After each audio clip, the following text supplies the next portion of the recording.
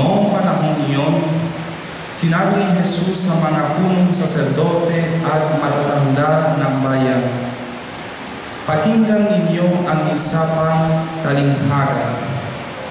May isang tao nagtanim ng ubas sa kanyang bukid at ito'y binakuran niya.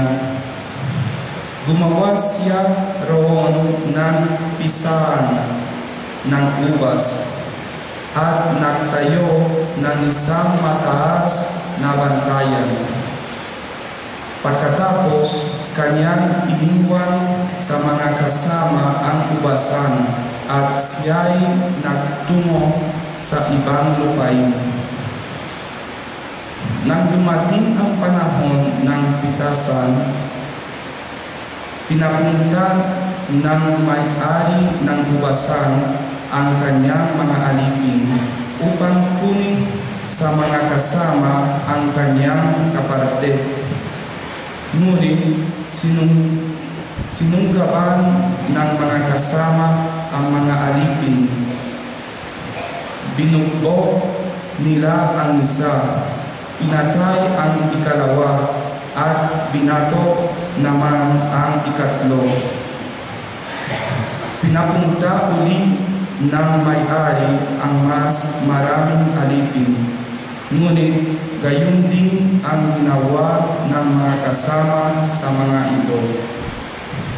Sa kahuli-hulihay, pinapunta niya ang kanyang anak na lalaki.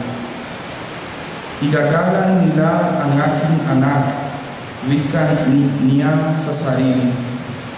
Ngunit nang makita ng mga kasama ang anak, sila'y nag-usap-usap, "Ito ang tagapagmana. Halikayo, patayin natin ng mapasaatin ang kanyang mamanahin." Kaya siya'y sinunggaban nila, inilabas sa ubasan at pinatay. Pagbalik ng may-ari ng ubasan, ano kaya ang gagawin niya sa mga kasamang iyon? Sumagot sila, "Lilipunin niya ang mga buhong na iyon at alagaan ang ubasan sa ibang kasama na magbibigay sa kanya ng kaparte sa panahon ng pamimitas." Tinanong sila ni Jesus, "Hindi pa ba ninyo nababasa ang talatang ito sa kasulatan? Ang batong itinakwil ng mga tagapagtayo ng bahay ang siyang naging batong panulukan. Ginawa ito ng Panginoon at ito'y kahana-hana.